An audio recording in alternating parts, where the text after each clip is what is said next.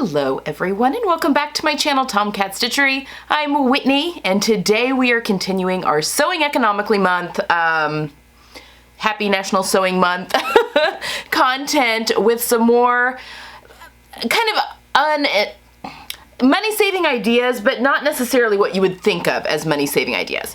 But before we get into that, I do want to say I've had a lot of requests. I've been doing pattern hacking on Sundays for my Sunday sew along videos, and I think I am going to continue that a little bit longer. There's just so many ideas. So right now I'm working in the Cashmerette Ahead of the Curve book, but I thought I may just, switch after, because we'll have done 4 of the 5 patterns from that book by the time the month of September is over. And maybe just switching to some of my more basic patterns, more of my TNT patterns, which are my tried and true patterns that tend to be a little bit more basic, and just doing some fun hacks on those.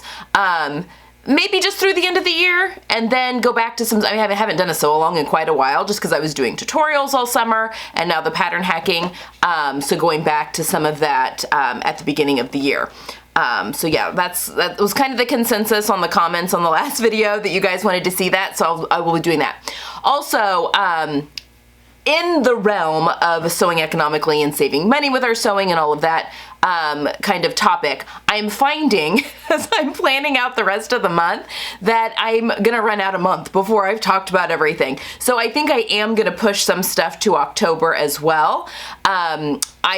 Jenny and I have talked about doing a thrifting video for you guys, a new one where we're actually taking you into the thrift shops. We're gonna film in the thrift shops, show you what we're looking for, show you how we shop and all of that sort of thing.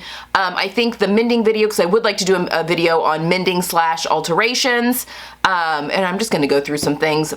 Jenny had a couple of things that she needed altered I was gonna do. I had a couple of things that I've made that needed to be altered that I thought I would do, and just do kind of an alteration type video. I'll show you guys how I'm doing the alteration, but more is like a push for us all to tackle that mending / alteration box that we all have. Because I don't know why it could be so daunting to do those simple little alterations. But anyway, that will probably get pushed to October, but it will be coming soon as well. Because here in September, today we're going to be talking about organization. Then we're going to be talking about my final fall sewing plans, where I'm going to be pulling in kind of the fun stuff. And then the following week, let's see, we're going to be doing a Destashify sell. So as I was getting my room ready to show you guys how I organize my fabric, I've been pulling stuff out that I would like to, 2 piles, things that I would like to sell on Destashify and things I would like to just donate to Destashify for them to put up and sell. And I'm going to talk you through how to do both of those things in a video. And then I have my September Destashify makes to share with you guys, because I've made a couple things and I grabbed a couple of thrifted patterns. And let's see, Jenny's wardrobe we'll need to show you. That may get pushed to the very beginning of October as well. Just kind of seeing how it all kind of times out. So I still have a lot of things related to this topic. I think we're just going to spill over into October. So hopefully that's fine and you guys enjoy that. And we can just kind of keep going with this just for a little bit longer, and then we will, I've got Sew the Looks. Like I said, I have 3 Sew the Looks I want to do this fall. Obviously I can space that out over September, October, November, which I think would be kind of fun. So anyway, that's kind of what we've got going. And talking a lot more in the Sew the Looks about really what the cost of purchasing ready to wear is. It's not just the price tag, and then how I think that sewing your own wardrobe is still saving. So anyway, that's kind of what we've got going on. So if you hadn't subscribed yet, make sure you do, because I've got a lot of stuff brewing around here in my brain that I can't wait to share with you guys. All right, today we're going to talk about a few different facets of organization. I get asked all the time, how do you store your patterns? How do you store your PDF patterns? How do you store your fabric? All those kind of things. Tell me more about batch cutting. I get questions like that all the time. So we're going to this is a good point video for those questions going forward. But today I'm going to be talking through how I organize my sewing projects, how I do my batch cutting, how I then organize my patterns, both my physical patterns and my, PDF patterns become physical patterns, but how I organize both of those things. And then we're going to be talking about how I organize my fabric and how I keep that, all yeah, organized and in categories so I can easily see what I've got, so that I can shop my stash easily and, you know, all of those good things that come with that. Now I realize the way I do it is not the only way. This is just the way I do it. So there are many ways that you can organize your projects, that you can organize your fabric, that you can organize your patterns. I have just found through a lot of trial and error, this is just really what works for me. So I'll talk a little bit more about my space as well, just so you can kind of know environmentally where everything kind of is and what that looks like, because, you know, we do combat, you know, moisture and bugs and all that kind of stuff because we have a lot of natural fibers that are in our rooms. So we'll be talking about that as well. Okay, let's dig in. So I'm going to start off first with talking about how I organize my projects. So one of the things that I'm finding most helpful, and this goes into Friday's video, is my wardrobe basics checklist. And this is actually a free downloadable PDF that I've created for you guys. So if you sign up for the newsletter, and that'll be linked right directly down below, that will come to you in a welcome email. However, I've also gotten a few emails from people that are like, oh my gosh, I accidentally deleted it. You know, could you resend that? So in the welcome email, when you sign up for the newsletter, you get both the wardrobe basics checklist that includes my wardrobe basics checklist, so you can kind of see how I fill it out, and then a blank one for you to fill out. And it also includes my little, it's the size of like a business card. What is that? 2.5 by 3, whatever that size is. Size of a business card. But my fabric buying guide that you could either just take a picture of on your phone, or you could print it out, laminate it, whatever, to put in your wallet. But these are just my guidelines of how I buy fabric when I'm shopping fabric sales, or if I'm just in a fabric shop so I don't get carried away. Just my general guidelines for, you know, I generally know that this will be a pair of pants, or that this would be a jacket or a coat or whatever. May not know the exact pattern, but these are the general amounts that I buy. That is also included in the welcome email.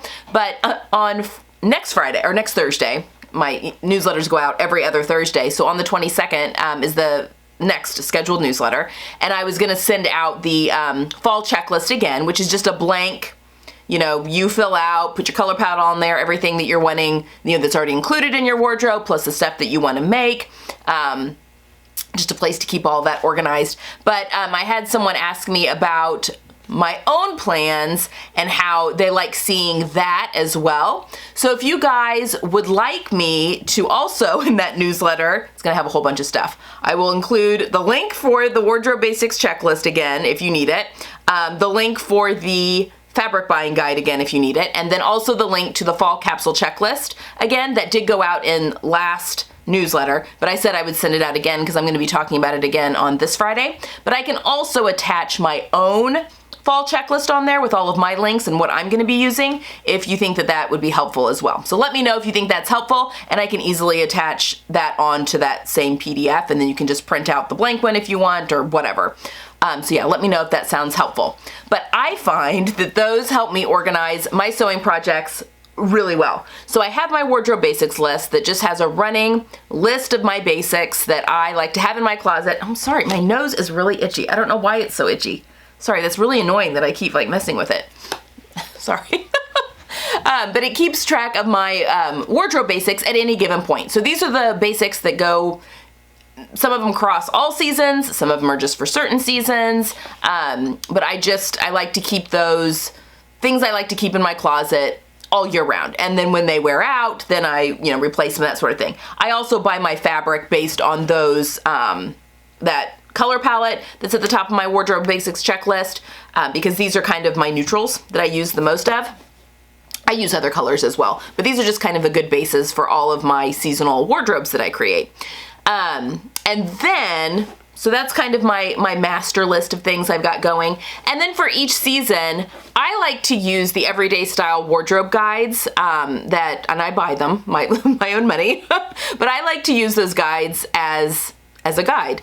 Sometimes I buy some of the stuff from the link, the ready to wear things, if I just know I'm not gonna have time, or like shoes or accessories, sometimes a pair of earrings. I'll buy a couple of things. In fact, the shorts I'm wearing right now, I bought off the summer capsule just because I wanted a pair of jean shorts, but I didn't really want to take time to make a pair. And I wanted a distressed pair, and that's harder to recreate. So I just bought a pair off that capsule. But I like those capsule guidelines because they give me a framework for then you know, I pull things from my closet. I don't follow it to the T because, you know, number one, I've got my own style. That's what's great about sewing. And I almost always change the color palette up. I'll be changing Fall's color palette up. Not a lot, but I'm taking her cooler colors that she picked and making them my warm colors. So I am changing it up just a little bit. But I like to use that as again, a framework, and it keeps things fresh. So sometimes she'll have those capsules you can buy, they'll have a whole bunch of links for each individual piece that they pick for the capsule.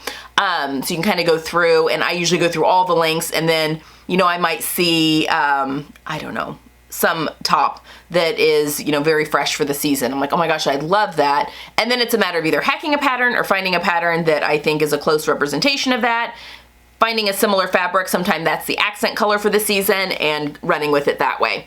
But I find that that helps me plan out my capsule wardrobes really, really well. So at the beginning of each season, and you can do this as early as you want, obviously, when we sew our own clothes, even looking back at past capsule wardrobes that I've purchased is a good way for me to say, okay, you know, she's had, a jean jacket on the whatever on the fall capsule, you know, the past 2 times or whatever. I'm assuming there will be one on this one probably because that's a good basic. My jean jacket's looking worn out, so I'm going to put that on my list to sew. So you can go back and look at the old ones too, because we're not relying on the links, obviously, because we're making our own garments. But I do go through at the beginning of each season and put in my basics that I currently have that I think will go into, for instance, fall, because that's what we're going into. And then I'll go ahead and plan out the other pieces that I want to add.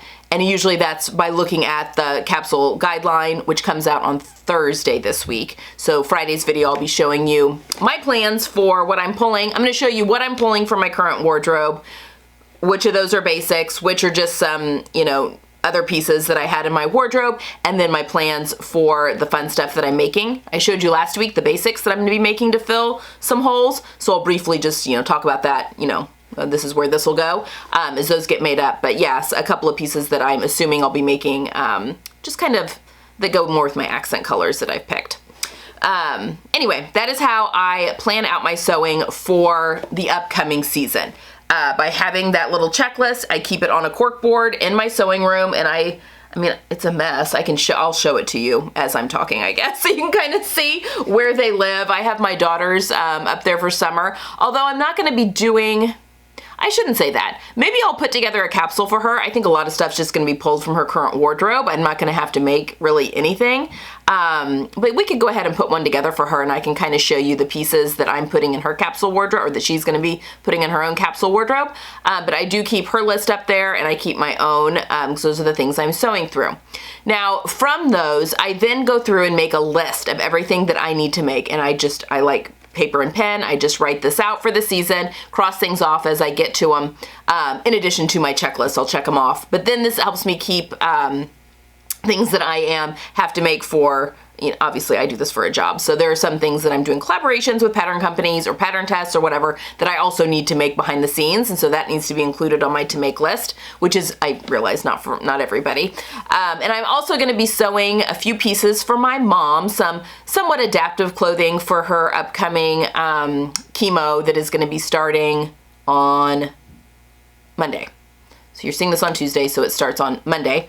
So I'm making her a couple of things just to help her be a little bit more comfortable in that situation. A couple pairs of pants, pull-on pants, and a dress. And then my sister, of course, chimed in that she would also like a pair of the pants. I'm making for my mom, and I'll talk more about that in a video and show you what I end up making. We've ordered the fabric and all that kind of stuff, so I'll talk more about that. I don't know that she's going to want to model anything, but I can definitely show you the pieces. Actually, I could even put them on. We're pretty close in size, so anyway, that is coming up. It's just, it won't be in my colors. My mom's a cool color palette. I'm a warm, but I can definitely show you those pieces too.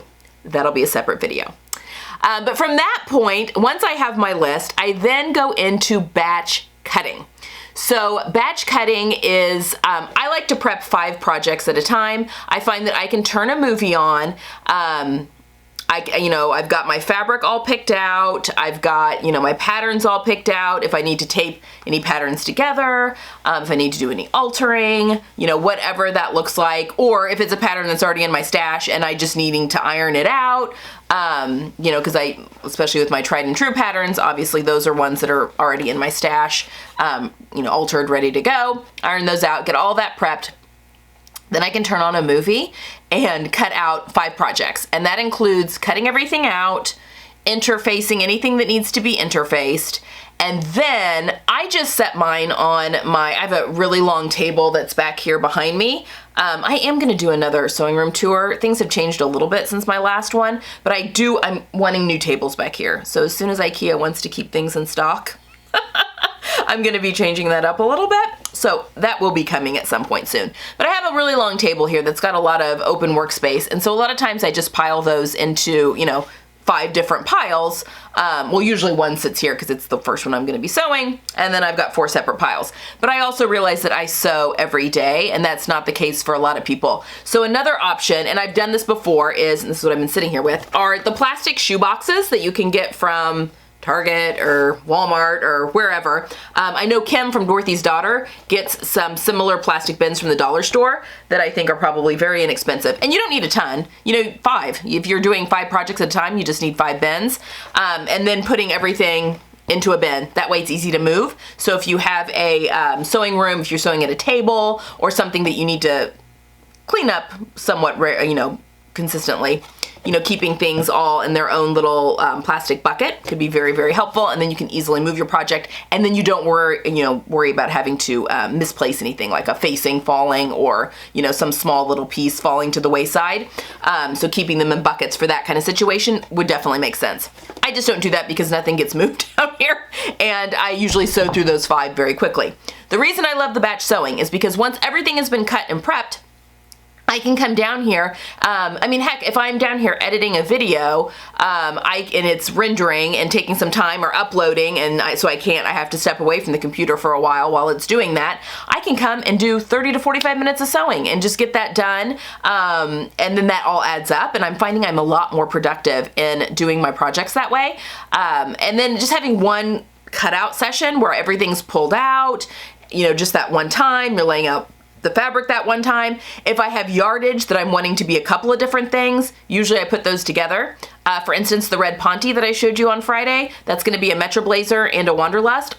Those both will be in the next batch because I want to be able to just cut all that fabric out. I think I might have some left over, but then that'll just go into the stash.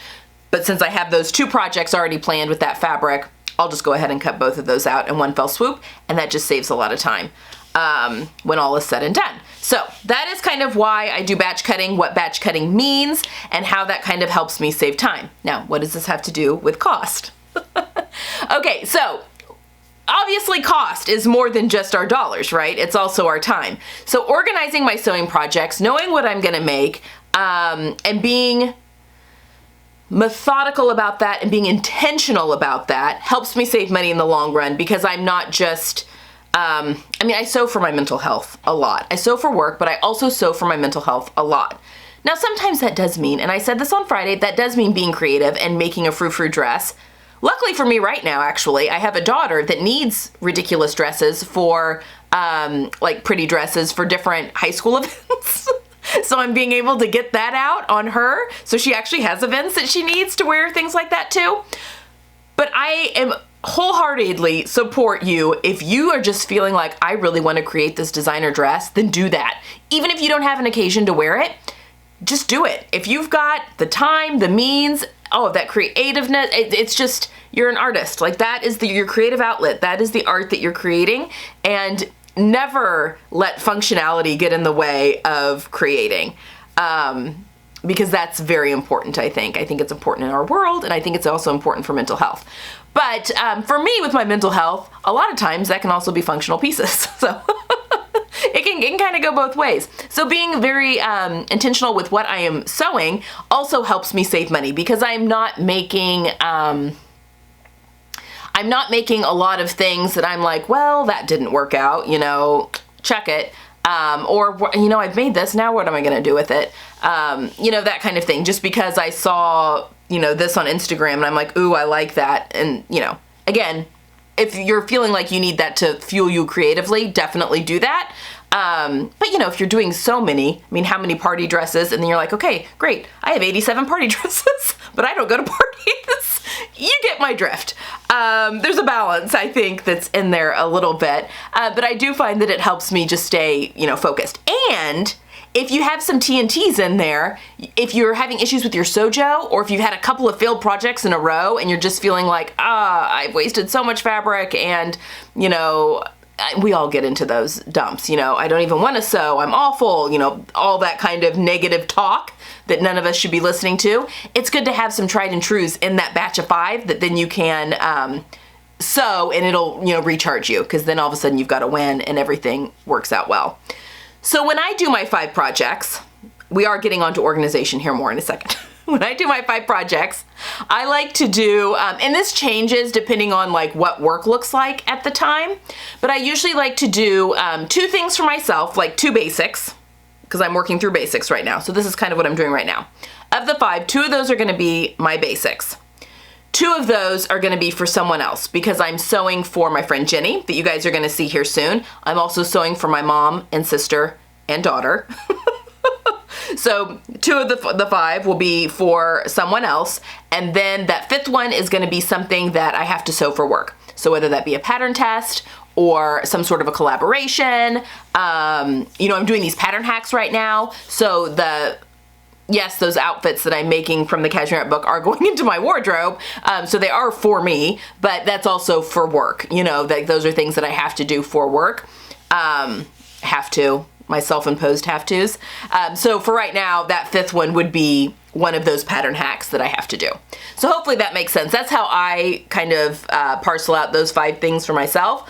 But if you're, you know, if you only sew for yourself, or, you know, I don't know, you can parcel those out however you'd like. You'd be 5 things for yourself. And sometimes it is just 5 things for myself that I want to sew because I want to do it. When I start getting into my capsule sewing, especially at the beginning of a season, I'm like, no, I want my capsule now, so all 5 things are going to be for me, which is fine. So that's kind of how I do that. Now, when I'm planning my projects and I see something and I'm like, oh my gosh, I, you know, really want to create that ready-to-wear look. The next question is, do I need to buy pattern, or do I have something in my very sizable pattern stash? So now I'm going to take you through how I categorize and organize my paper patterns, and then I will talk you through how I do my PDF patterns. So we'll cut now to me showing you where all of my paper pattern inspirations live. So I actually got this idea from Mimi G, from Mimi G Style, and I love this. I just love the organization of this. Really works for me. I know some people find this as an extra step and that they don't find it as inspirational, but I really love this because I feel like I'm at a fabric store picking out a pattern, and I can kind of find what I want. So I have my patterns organized in these binders by, you know, garment type. So if it's just a dress pattern, it goes into the dresses. If it's a coordinating pattern that comes with a whole bunch of different pieces, it goes into the coordinating binder. I've got things for my vintage patterns, my skirts, pants, bags. I've got some for men's. I have numerous ones for dresses, obviously. Coats, jackets, tops, yada, yada, yada. I keep those all divided out into the different binders. So if I'm going through and I'm like, oh, I just really love that top that I'm seeing there. I wonder if I've got something similar in my stash, or if there's something that I can hack. I can just pull that binder down and easily flip through. And as you're seeing, all of the, I keep all of the envelopes for my patterns that are in here. So I can easily look at the front art, I can flip it to the back, see what's on the back, for yardages and all that kind of stuff, fabric suggestions. It's just really easy for me to see my patterns at a glance and flip through based on the category. Then, once I have decided on a paper pattern that I love, all of my paper patterns live in file drawers. What are those called? Why does my brain just go completely blank? Yeah, file drawers that is that what those are called? I don't know. File drawers that I keep all of the envelopes for my patterns that are in here. So I can easily look at the front art, I can flip it to the back, see what's on the back, for yardages and all that kind of stuff, fabric suggestions. It's just really easy for me to see my patterns at a glance and flip through based on the category. Then, once I have decided on a paper pattern that I love, all of my paper patterns live in Why? Yeah, like for like in an office. And actually I bought them off, they were $10 each. I have two. I have one that's legal sized and one that's just your standard file folder drawer sized that I got off of Facebook Marketplace many years ago. They were rusty. They were on the outside, they were gray. Not in great shape. So I painted them, and I painted them yellow to go in my room, but then they just looked like big yellow ugly boxes, but now they were bright yellow that really stood out. So we decided, and they took up way too much room in my sewing room. So they live in the storage closet in our basement, and it's fine. Like, you know, I know the number I'm looking for.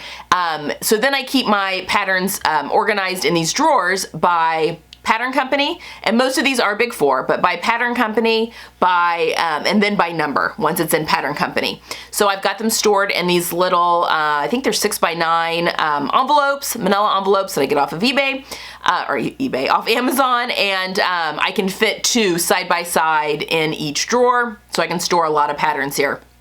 This also makes it easy. You know, when you pull out your tissue pattern paper and then you have a hard time refolding it, my biggest tip for that is you can iron. Use a dry iron, and you can iron those patterns really, really flat. Even the ones that you've altered and put like your own tracing paper behind because you've altered them, they iron flat really, really easily. And then you can, you know, make them whatever shape you want and get them back into your envelope pretty easily. So that is how I store and categorize my paper patterns.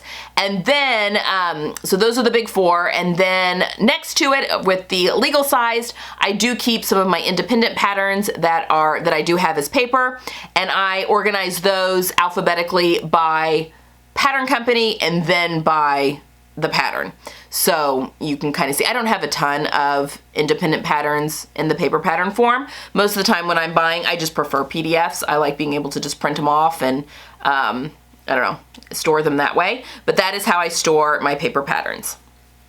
Okay, when it comes to PDFs, I get a lot of questions on this too. Sometimes I print PDFs off on my printer at home and then tape them together. Sometimes I send them off to PDF plotting and have them printed in the copy shop sizes.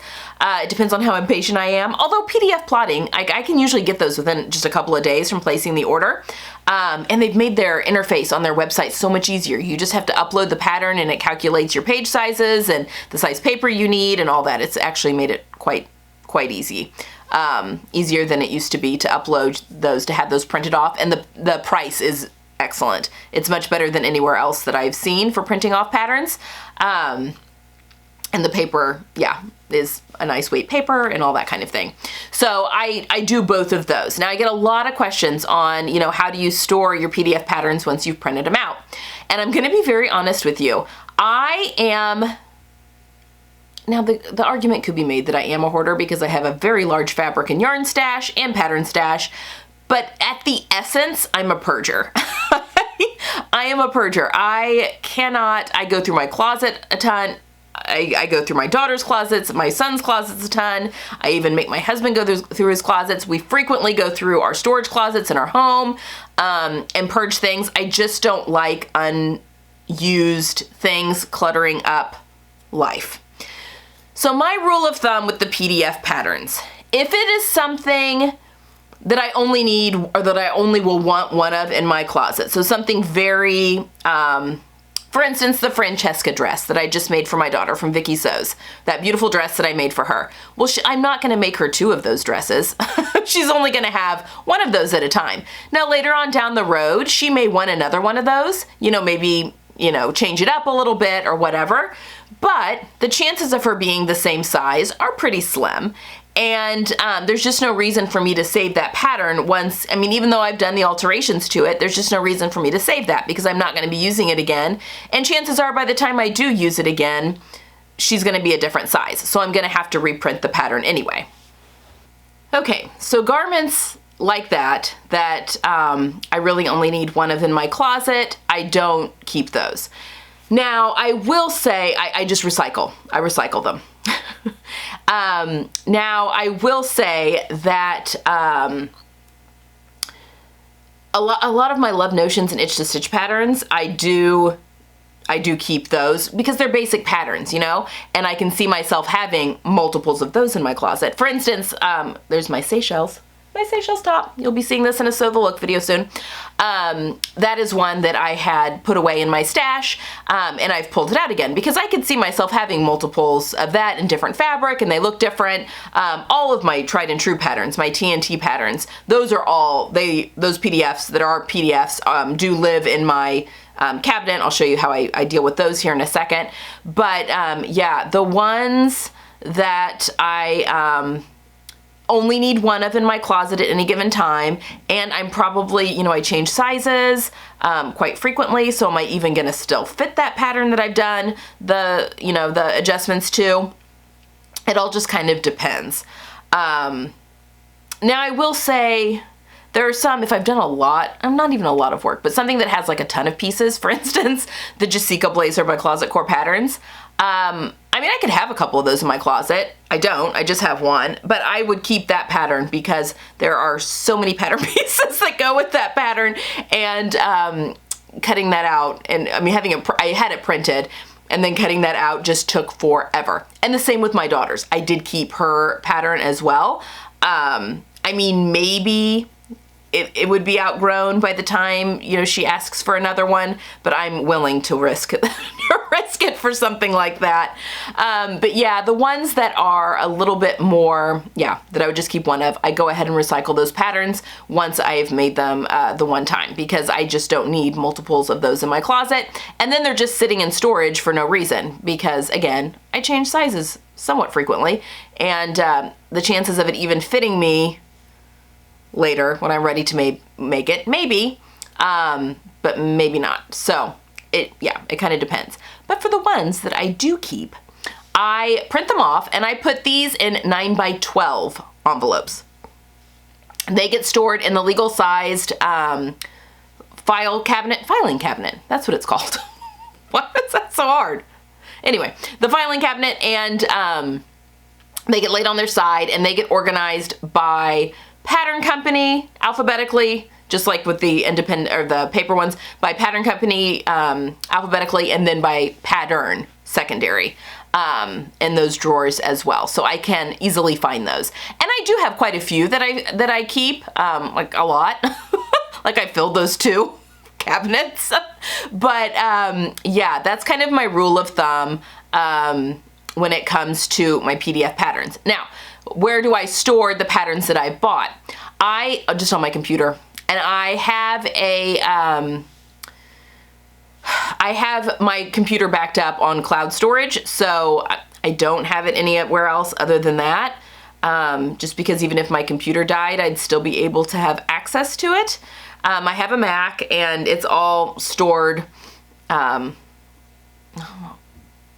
iCloud. Yeah, I'm like, where is it stored? It's stored on Apple storage. Okay, had to think that through. With my Microsoft Surface Pro that I had before, it was all stored on OneDrive, but now, yes, it is all up on Apple storage. So I have everything backed up. But I keep my patterns organized in a folder that is called Sewing Patterns, and then I keep them organized by pattern company.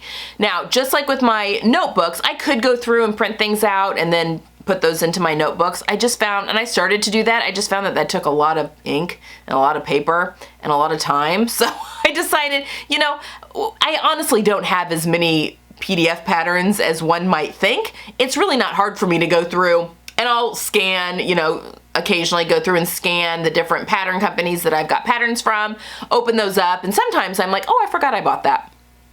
But I do go through that when I'm looking for inspiration, and find those patterns there. So, and then each pattern has its own folder. So that's how I have my PDFs actually stored. And then once they are physical patterns, the ones that I do decide to keep, they get folded into the 9x12s and put manila envelopes, and then put into the filing cabinet. So all of my patterns are in those 2 filing cabinets. Now, environmental. I work in a basement, in an in-ground basement.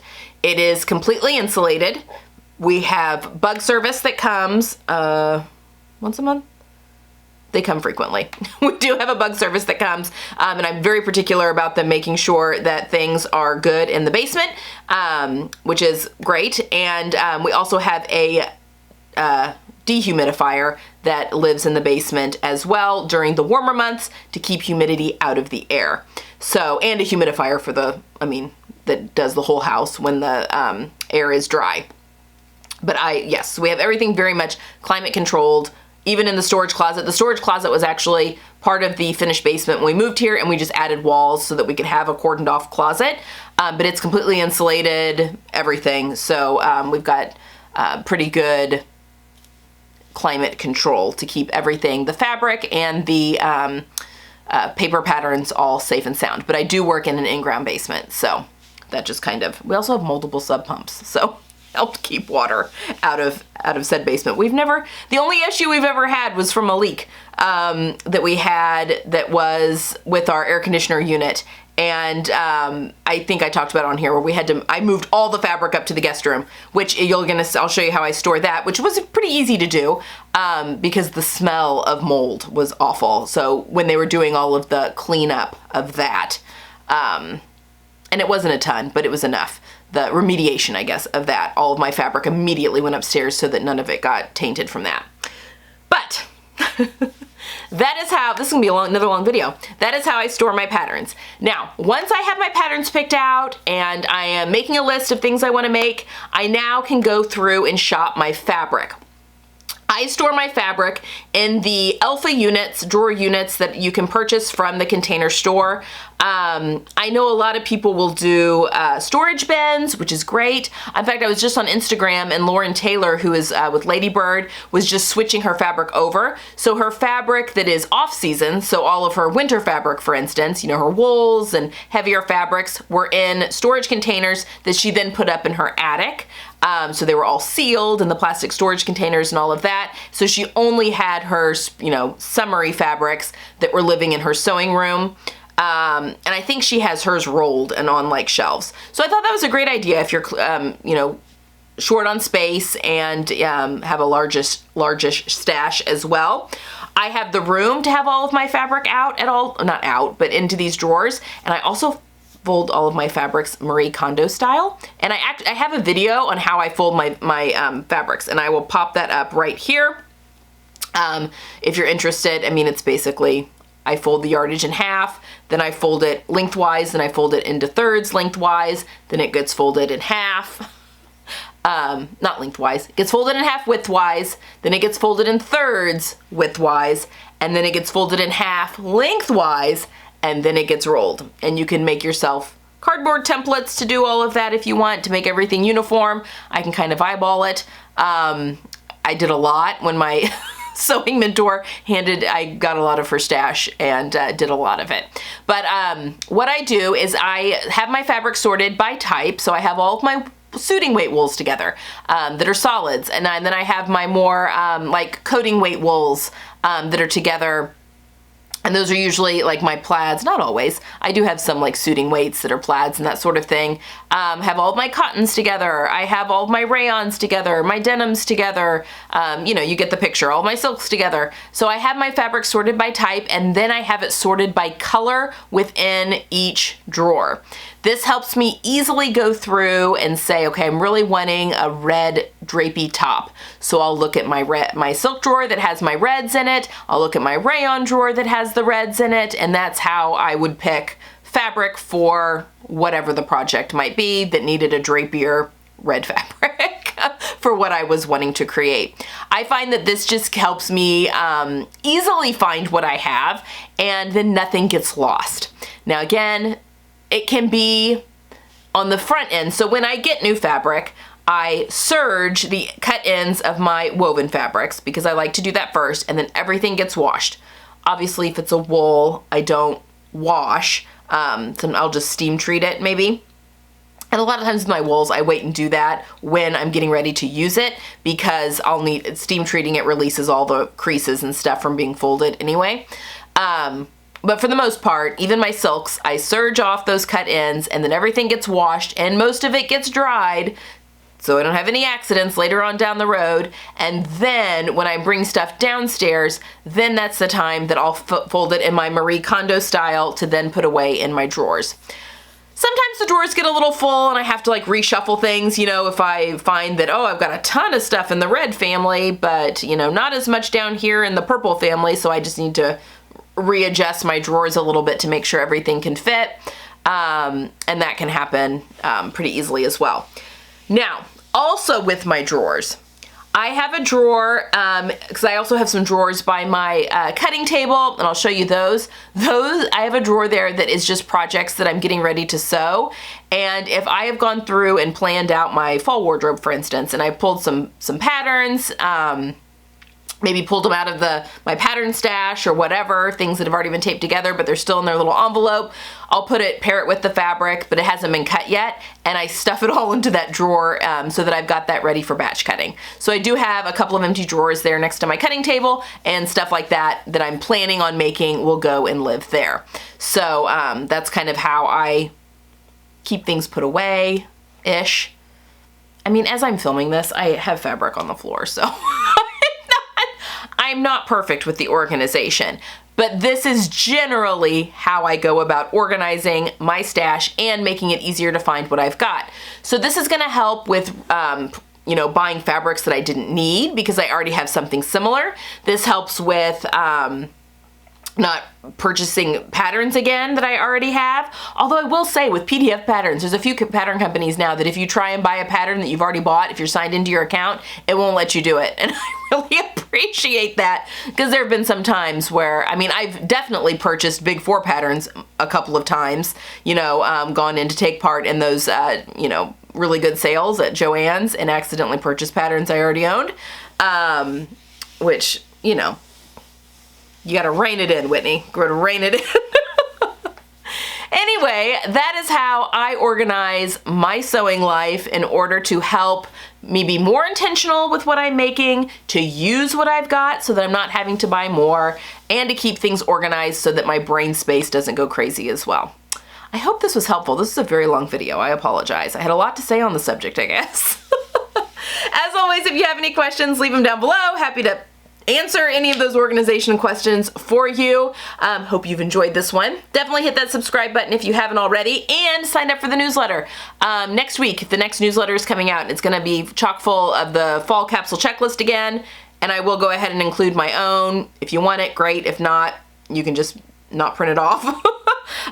And the links again for the wardrobe basics checklist and the fabric buying checklist if you need those.